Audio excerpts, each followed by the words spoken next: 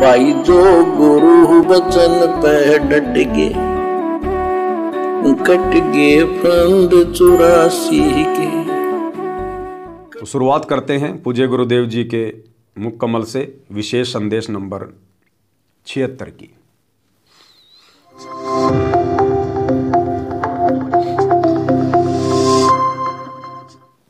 और एक चीज का हमने विशेष तौर पर ध्यान रखना भाई और बहनों, जब भी हम परमात्मा का कोई भी विशेष संदेश सुने या कोई भी परमात्मा का सत्संग सुने, सत्संग कोई भी नया पुराना नहीं होता है, ये परमात्मा है। इन्होंने शुरू में भी वही ज्ञान दिया, बीच में भी वही दिया, वर्तमान में भी वही ज्ञान दे रहे हैं, और जब तक इस पृथ्वी पर रहेंगे लीला में जीवन में, तब तक परमात्मा वही ज्ञान देते रहेंगे। तो परमात्मा के सत्संग कोई नए पुराने नहीं होते हैं। जब भी हम भगत भाई बहन परमात्मा का कोई भी सत्संग सुनना शुरू करें, हम सबसे पहले अपने गुरुदेव भगवान को दंडवत प्रणाम करें। दंडवत प्रणाम सत्संग शुरू करने के बाद में नहीं किया जाता, उससे पहले किया जाता है।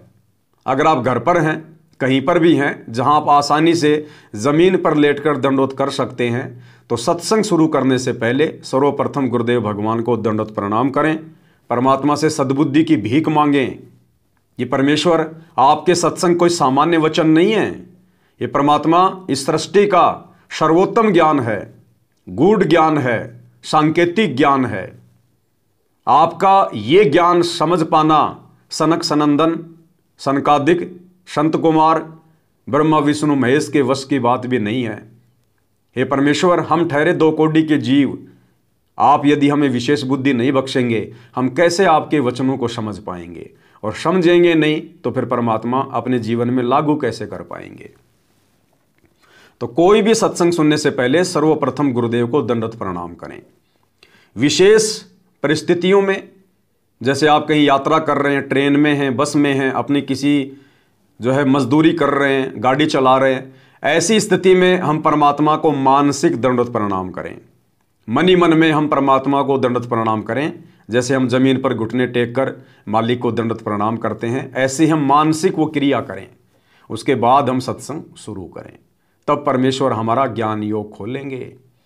गीता अध्याय 4 श्लोक 34 में यही तो बताया गया है कि हे अर्जुन, तू इस तत्व ज्ञान को समझने के लिए किसी तत्वदर्शी संत की खोज कर, और वो तत्वदर्शी संत जब तुझे मिल जाए तो इस ज्ञान को प्राप्त करने के लिए, समझने के लिए सर्वप्रथम उनको दंडवत प्रणाम कर, सर्वप्रथम उनको दंडवत प्रणाम कर, उनको प्रसन्न कर आधीन भाव से।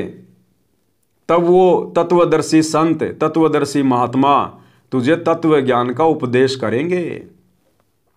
जिस प्रकार हमने नल से पानी पीने के लिए अपने सर को नीचे झुकाना पड़ता है, उसी प्रकार तत्वदर्शी संत से, पूर्ण ब्रह्म परमात्मा से ये तत्व ज्ञान रूपी पानी पीने के लिए, जिसकी हमें युगों युगों से प्यास है, तड़प है, इसको लेने के लिए, पीने के लिए, समझने के लिए हमने आधीन होना पड़ेगा। तो सर्वप्रथम गुरुदेव को दंडवत, उसके बाद हमने परमेश्वर के वचन को सुनना है, ताकि परमेश्वर हमारी जो आत्मा की जो आंखें हैं, जो हृदय की आंखें हैं, क्योंकि 4 आंखें हैं हमारे, 2 तो ये शरीर की आंखें हैं जिनको चरम दृष्टि कहते हैं, और 2 हमारी हृदय की आंखें हैं जिनको आत्मा की दृष्टि कहते हैं।